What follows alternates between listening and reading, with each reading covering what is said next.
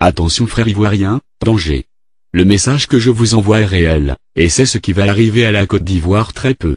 J'aurais vraiment très mal que cela ne se vide pas, si les Ivoiriens y restent indifférents en se fermant les yeux, par rapport à la politique, dont ne sont bénéficiaires, que quelques individus, leur protocole et leur staff. J'avais déjà envoyé il y a quelques jours un message dans lequel j'ai révélé le coup, que prépare M. Ouattara Alassane, le président Blaise Compaoré, et des hommes politiques français. Tout est déjà ficelé pour que M. Ouattara prenne le pouvoir, il a le soutien du président Sarkozy, du président Wade et du président Blaise Compaoré, qui est son parrain depuis bien avant même, que la rébellion armée, n'attaque la Côte d'Ivoire. Leur premier ennemi fut le président Bédié, qu'ils ont pu renverser. Ils ne s'attendaient pas au président Gbagbo, il fut un outsider, qui a surpris tout le monde, en prenant le pouvoir et malheureusement, comme c'est par sa faute que M. Ouattara n'a pu prendre le pouvoir, sous le feu général Guèye, ex-chef d'État de la Côte d'Ivoire, toute leur hargne a été déchargée sur le président Gbagbo, et vous savez mieux tous ceux qui s'en est suivis que moi. Tous ces coups passaient par le Burkina, sous la commanditation de l'ex-président français Jacques Chirac. D'ailleurs jusqu'aujourd'hui, les mêmes choses continuent sous Sarkozy. Le pouvoir doit revenir à M. Ouattara ou rien, ça c'est le parjure de la France, et du Burkina Faso. Les tractations diplomatiques, entre ces deux pays s'effectuent à ce propos depuis plus de 10 ans. Ils sont sans pitié pour vous, frères ivoiriens. Vous vous souviendrez de la mort de l'ex-ministre de l'Éducation bien connu des Ivoiriens, M. Bala Keïta, mort au Burkina. C'est parce qu'elle n'a pas voulu de M. Ouattara au pouvoir. C'était vers fin du mois de juillet, je ne peux oublier cette date du 29 août, où j'ai entendu deux personnalités burkinabées dire cette phrase. Il est qui pour parler comme ça au chef, il sait à qui il a affaire? Parlant du président Blaise à qui M. Bala Keïta s'est opposé à propos de l'investiture de M. Ouattara au pouvoir, et l'un a dit. C'est fini pour lui, il ne retournera plus jamais en Côte d'Ivoire, c'est fini, ces imbéciles d'Ivoiriens là, pour qui ils se prennent? C'est par la suite que si je ne me trompe pas, M. Bala Keïta fut assassiné le 1er août, date inoubliable pour moi. Ce n'est pas une femme qui a tué M. Bala Keïta, ce fut des soldats proches de la présidence qui l'ont fait, ils ont même tenté de porter la responsabilité au pouvoir ivoirien, sur le président Gbagbo. Une autre révélation, feu général Guèye tué, lors de la rébellion armée en Côte d'Ivoire, n'était pas dans le coup, il avait été dupé, par ceux-ci quoiqu'ayant travaillé sur cela avec eux, c'est lui qui nous a révélé les faiblesses de l'armée ivoirienne et sur comment frapper. Il y avait un deal entre lui, le président blessé, le président Kadhafi, le président Had du Mali, dire qu'il devrait diriger et après laisser la place à M. Alassane, qui serait d'abord nommé comme Premier ministre, mais au fait, c'était une farce. Ils n'ont fait que l'utiliser et après ils le tueraient, car il était aussi de la liste noire, que M. Ouattara, le président Blaise ainsi que certaines autorités burkinabées, dont mon patron direct, et des autorités françaises détenaient. Guèye a été doublé le jour même de l'attaque mais malheureusement, il fut victime de l'armée ivoirienne, il devait mourir coûte que coûte si M. Ouattara prenait le pouvoir et cela viendrait de son entourage, ses gardes rapprochés, je ne connais pas le nom de ceux-là, qui le gardaient mais c'étaient ses hommes de main, qui devraient finir avec lui, car au même moment qu'ils étaient avec Guèye, ils étaient aussi avec M. Ouattara, avec qui ils composaient et considéraient mieux que Guèye. Je vous dis des choses que je sais comme étant un témoin oculaire, et non quelqu'un à qui on les raconte. Avant cette attaque, nous avions envoyé des lettres anonymes à certaines autorités ivoiriennes, avec les dates de l'attaque, mais étant donné que cela venait du Burkina Faso, ils ne l'ont pas considéré, et le pire est arrivé, aujourd'hui encore, je vous envoie cette lettre, pour vous prévenir de ce qui va vous arriver d'ici très peu, lorsque M. Ouattara sera au pouvoir.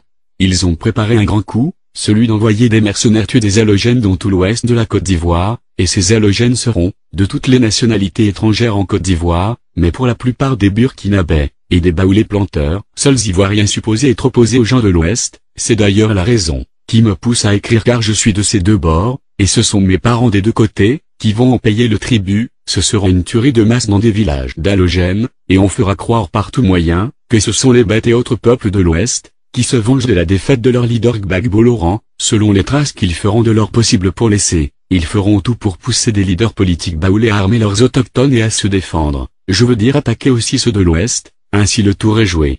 M. Ouattara alors président va jouer aux pompiers, il va faire intervenir l'armée ivoirienne, qui à son tour sera accusée d'exactions sur certains peuples, et on fera venir une armée étrangère, qui ne sera que des commandos du Faso associés à celle de la France en Côte d'Ivoire.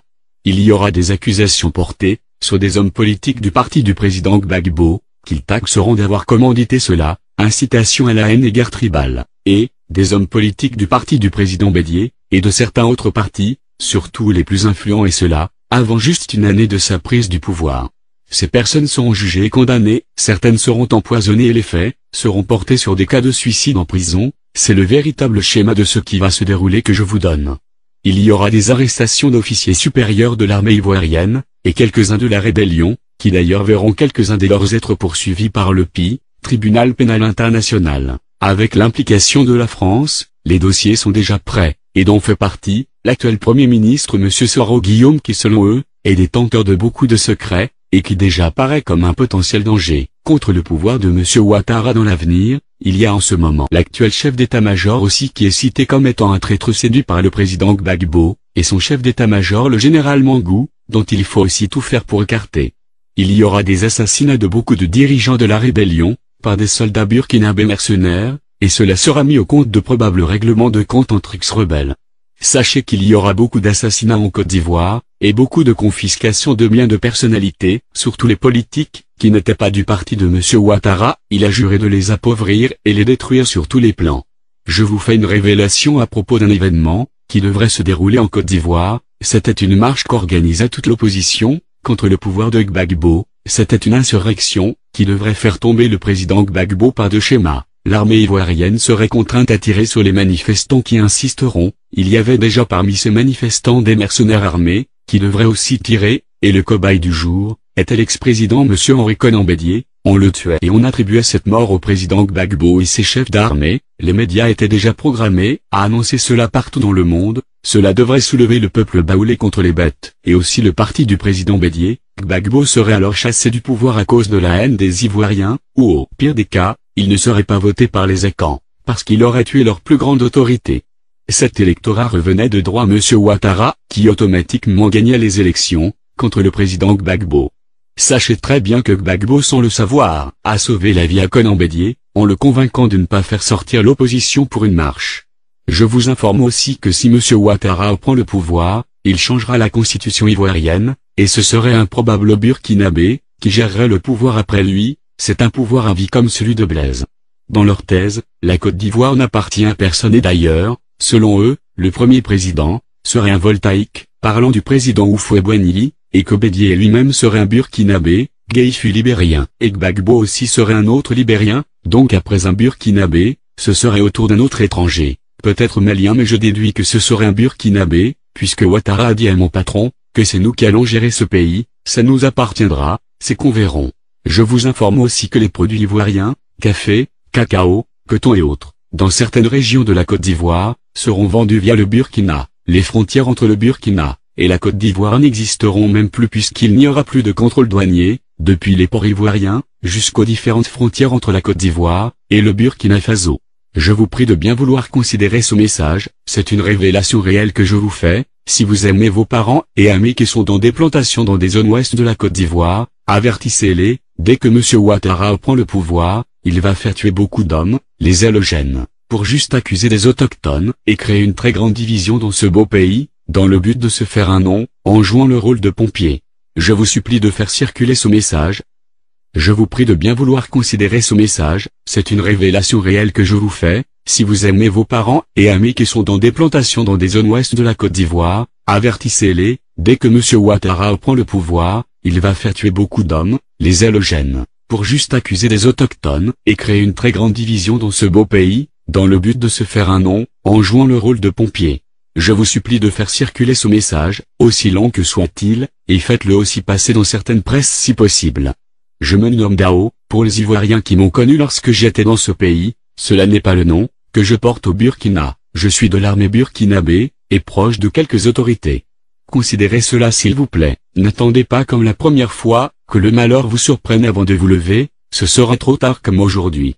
Mes frères baoulés, mes frères burkinabés, dès que cet homme accède au pouvoir, unissez-vous dans vos campements, formez des comités d'autodéfense, veillez sur vous. Si quelque chose arrivait, ne commencez pas par accuser ceux qui vous ont accueillis chez eux. Cherchez bien car ils veulent vous diviser. C'est M. Ouattara, ce ne sont pas ses parents qui vont mourir, ils sont sans pitié. Blaise et lui, ils ne vous ont jamais aimé parce que vous faites selon eux la honte du Burkina et d'ailleurs vous n'avez jamais compté pour eux, ils vous ignorent. Frères ivoiriens, ouvrez vos yeux et repoussez ce mal de votre pays, qui est aussi mon pays. Que Dieu bénisse la Côte d'Ivoire.